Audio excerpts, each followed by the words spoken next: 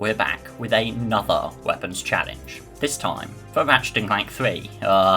Again, can you beat Ratchet Clank 3 up your arsenal with only the N60 Storm? This challenge was requested by the Rage Pig 7636. Thanks a bunch for doing half my job this time. And if you've got any challenge suggestions, it doesn't have to be Ratchet & Clank, throw them in the comments below. I read all of them, and if I like the idea, I might just do it. Anyway, let's jump into the guidelines for this challenge. We're going to only be allowed to use the N60 Storm and its upgraded counterpart, the N90 Hurricane. This means we need to break crates with it too. We will not be allowed to use the wrench for anything other than bolt cranks. We will also not be cheesing the refractor gadget like we did for the Shock Blaster only run we did a while ago. For the first time ever, I'm introducing the bonus challenge. As wished by Midori Fox, we will be tackling the Corktastic battle in Annihilation Nation with the N60 Storm 2. This is a 100 wave arena match with several bosses that switches the challenges round to round. And we don't get a single checkpoint. This is going to be insane. In summary, we can only use the N60 Storm, we cannot use the wrench other than for bolt cranks, we cannot use gadgets to deal damage, and for the bonus challenge, we must complete the Corktastic battle. We open with the duo watching Secret Agent Clank, the show, not the game, thank God. And we're shown Dr. Nefarious is attacking Veldon, Ratchet's home, so we take off. Now, I bet you're wondering, James, how are we going to get the N60 Storm? You don't start with it. Very good question, Billy. You see, if you're playing a PS3 copy of Ratchet & Clank 3 and you put in this code, you can actually get access to a weapon unlocking debug mode. Simply press L3 on where the N60 Storm slot is, and there you go. You can also unlock any other weapons you want. I'm not your dad. If you really want to, you can just unlock the f***ing Rhino and just have at it. The N60 Storm is a very effective weapon, especially in the early game. However, its power will quickly become worthless as enemies become more powerful and durable. We hear of Captain Quark's current activities. Holding a banana. Or maybe it weren't a banana. And Ratchet & Clank need to track him down. Now, to collect bolts, which we are going to need a lot of, we need to shoot the crates with our N60. If you ever run out of ammo, remember, you can always run back to a vendor. A really cool thing about Ratchet 3 is that our weapon will be getting new passive effects for each level increase. This won't change our run too much, but I'll just really quickly go over what each level gives us. At level 2, the bullets will ricochet. At level 3, we'll unlock a lock-on mod for the weapon. At level 4, the shock mod, which deals damage to nearby enemies. And level 5, God mode. Each level will also give us more ammo and damage. We find good old Quark and are forced into his Squid Games. We beat the Quark games and find out that Shocker, Captain Quark, is Captain Quark. We then need to fight him. Which wins? Captain Quark or a submachine gun? The machine gun obviously wins. Captain Quark f***ing dies. We drop the captain off in his, cell. You know what? It was only a matter of time, really. Dr. Nefarious then sends us a transmission because he can just do that. We can also buy the first set of armor before we leave. 33% for only 10,000 bolts. An absolute steal. Marcadia is under assault, and we're fighting our way to the presidential compound at the centre of the city. Getting there is pretty easy, as we get plenty of ammo crates. We need to defend the Rangers in a few missions here. Coming up a bit later, there will be some levels that are just this. These missions involve us doing a whole lot of stuff, from turning bolt cranks to using an AA turret to take down drop ships. The President meets both Clank and Ratchet. My daughter tells me you're a man who's good with his hands, Ratchet. Sir, I swear. And we get given the refractor. This allows us to refract. Oh, this script writes itself. We can refract lasers into doorways, which then open them for us. We find Big Al, and he gives us the Captain Quark video game. Excuse me. It is a historically accurate interactive graphic novel. Which we proceed to play, in the hopes that it will put some sense back into Quark. Well, for his standards at least. These are pretty fun 2D platform weights. Up, up, down, down, left, right, circle, square, square. He's in a tutu. This is the arena of Ratchet 3. and the bonus challenge, as already mentioned, is completing the Quarktastic battle. To do this, we're going to have to beat most of the arena challenges too. Not to mention, it's also just a good place to grind XP for health increases. We win the Terror Guys, and Cork becomes the leader of the free world, a deserved title out of recent actions. Now, there are a few arena battles that we won't be able to do. These are the weapon lock challenges. We won't be able to do these because it'll lock our weapon into one we don't have. Luckily, these battles only unlock more weapon lock battles, so the bonus challenge is still possible, just not yet. The captain orders us underwater to Nefarious' base on Aquatos. We run into Shadow Dude. He's worthless in battle, but his hacker will open the way forward. This does mean that we're going to have to defeat every enemy in this level, however. I'm not complaining though.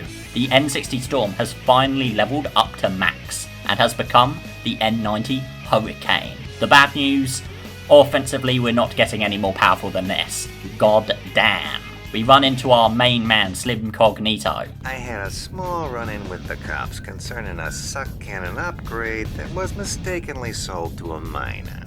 I swear the kid looked 18. And I somehow resist the urge to buy my favourite weapon in the game. Ratchet Clank split up to infiltrate Nefarious' office, and we jump into the sewers, where we meet a familiar face. The plumber will buy crystals from us for 2,000 bolts apiece. This is semi-worth doing, at least while we are here. For now, we can only collect about 20 out of 100, so at least get those, as that is 40,000 extra bolts. A good thing too, because the new armour is now available.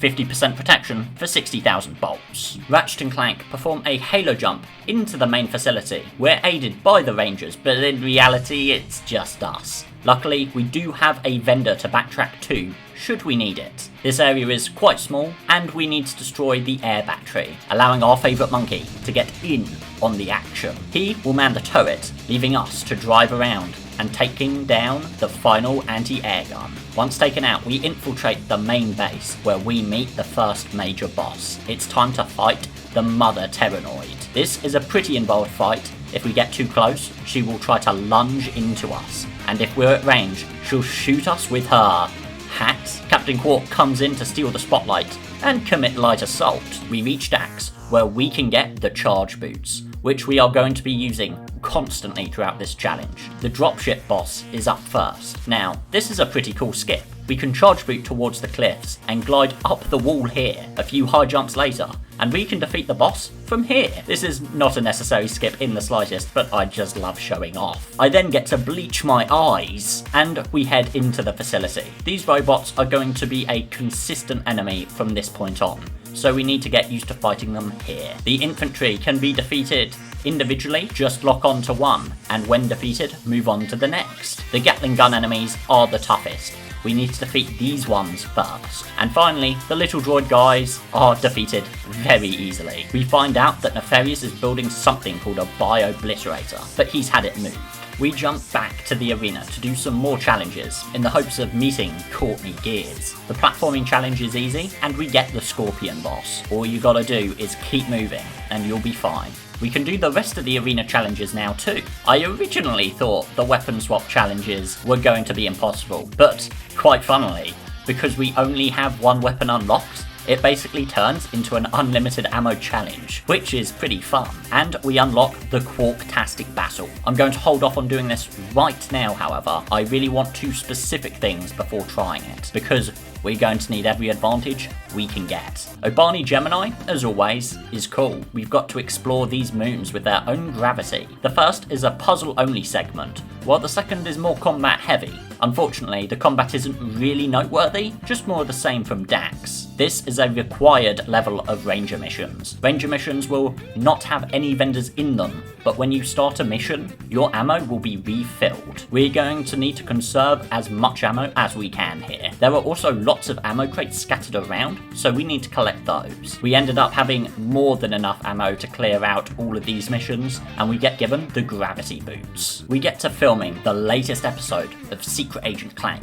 Ratchet gets booted from the cast and replaced with Scrunch the Monkey, who is a far greater ally anyway. Nefarious kidnaps Clank, where the shocking truth is revealed. He's a Secret Agent Clank fanboy, but he also thinks the show is real. I believe there has been a misunderstanding. Secret Agent Clank is merely a fictional character I play on the holo video. Nice! Squishy! Oh, Les, I can't. It's not right.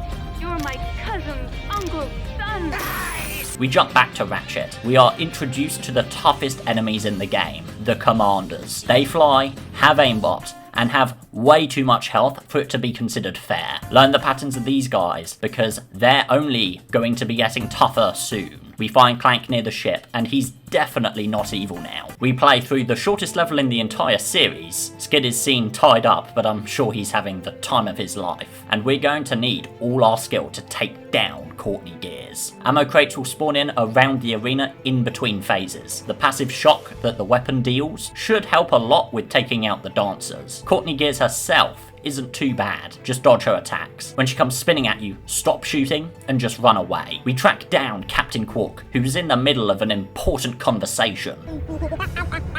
I thought we agreed to put that jungle business behind us. It was mating season. How could I have known she was your sister? It matters not. We infiltrate Nefarious' warship, only to find out it was a trap all along. He's rigged it to explode, defeating the captain once and for all. We need to make a beeline to get out of here, but Captain Cork goes down with the ship, and we all mourn this tragic loss. What a load of bullshit. Before we begin Metropolis, we can buy the next set of armor. This one will cost us 250,000 bolts, but it is very much worth it, and for this challenge, I'd say damn near essential. Nefarious uses his bio-obliterator, and all of the Tyrannoids turn into robots, also increasing their attacks and defense. This is going to be fun. We will need to take several trips back to the vendor, don't take any risks with this level, and take out everybody. We then need to fight Giant Clunk.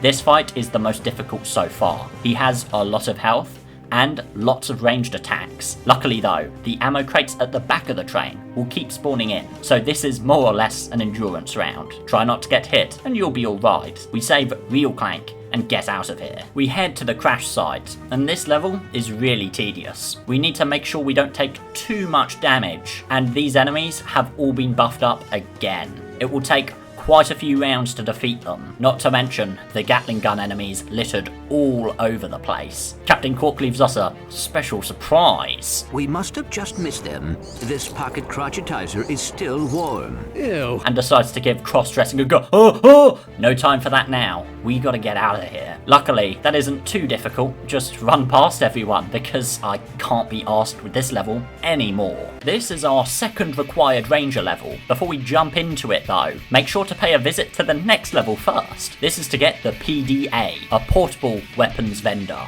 This will cost quite a bit at 250,000 bolts, but it will allow us to never run out of ammo again. So long as we can stomach the 10 times price increase, these guys are gonna bleed me dry. Anyway, jumping into Iridia, these ranger missions are a lot more open to those on Rilgar. The hardest mission here is doing the bolt cranks. We need to take out several camps and then finish off with the bolt crank. With the PDA, this is a lot easier than it would normally be. Even so, we don't want to waste ammo because buying it back at 10 times the price really does hurt my soul. We've got unfinished business with both good armor and the PDA. We're ready for the endurance challenge. This is the Quarktastic battle. I'm going to just quickly go over the broad points. Ammo crates will keep spawning in every 5 or 6 rounds, so make a beeline for them when they appear. If the big turret gets enabled, lead it to the normal enemies, they will politely die instead of you. When poison gas is activated, we need to take down all the enemies before we lose all our health. The nice little note about this is that the health lost from the gas round will actually be given back to you once the round is over.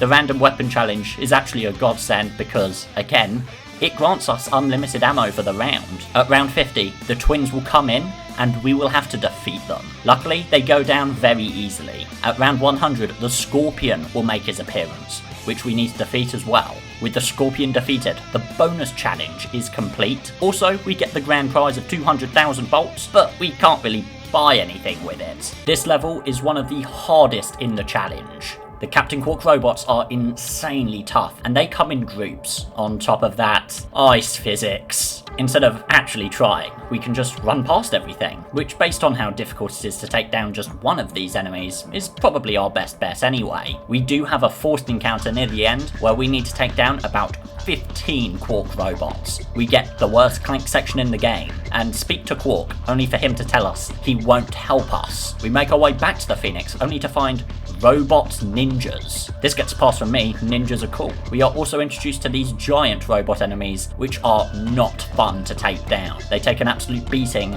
not to mention they have long-ranged attacks. We need to infiltrate the Stronghold here to destroy the Bio-Obliterator. Nefarious's troops are all over the city, so we're going to have to fight through them. This level is also a really good place to get a lot of bolts for the PDA, which we are going to need in the next level. There's a checkpoint when we enter the main area, and for me, I decided to make a run for it. The enemies here are all really tough, and I wanted to save as many bolts as I could. Clank destroys the Bio-Obliterator, only for it to be revealed that there's a second one left. Milon is the final level, and good god, this one is tough. Running past the enemies isn't really a strategy here. This level is really cramped, and if we don't dodge their godlike aim, the knockback will prevent us from escaping. Knockback? The knockback. The f***ing knockback. Knockback. The only way to get through this level is mastering the N60 Storm. A fun quirk that I made use of was that if you lock onto an enemy, even if there's a wall in the way, they will still take damage from the attack. Focus on each enemy individually, and do not rush this level.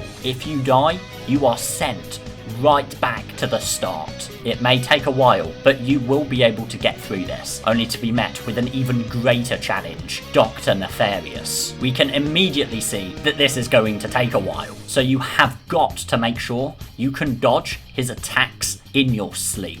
There are a few ammo crates, but we will be getting most of our ammo back using the PDA. Once we take out about a quarter of his health, we need to race across the map with the charge boots. Hopefully before the enemies load in, because I don't want to deal with it. This does have the consequence of me needing to dodge all of these enemies' attacks when fighting Nefarious for the next 20 minutes, however. Not only that, but Nefarious will be unleashing attacks constantly. When he spawns dozens of clones, just jump on top of one of the tall rocks and wait it out. I shouldn't have to say this, but try not to get hit by anything. We might have armor, but it won't protect us for long. Captain Cork comes to the rescue, and with one easy gunship fight and the hot release of Secret Agent Clank the movie, the Ratchet Clank N60 Storm only challenge is complete.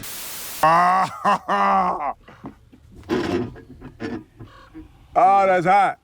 That's hot. Nice! Squishy love! The Fitness Gram Pacer test is a multi-stage aerobic capacity test that progressively... A quick little outro for you this time. I'm making a few big changes to the channel to make it better for everyone. Hopefully you all also like the new visual assets I've been working on. They did take me some time. On top of that, I'm also going to be renaming my channel memberships, but don't worry, the rewards are staying the same. And with that, I'm making the promise that if we get 100 members total, I will livestream a permadeath run of the entire Ratchet Clank series, meaning that if we die in Rift Apart, we start again in Ratchet 1. I'm not expecting to hit this target anytime soon, but if you want to see it, consider throwing $1 my way. Of course, don't feel pressured, watching my videos is more than enough. As always, a huge shout out to all YouTube members. I appreciate every single one of you. An even bigger shout out to all First Class Soldier members, including Friendly Neighborhood Lurker, Kupo Corner, Multi-Brad X, _XX Pitters 98 XX _, and of course, thank you for watching the full video.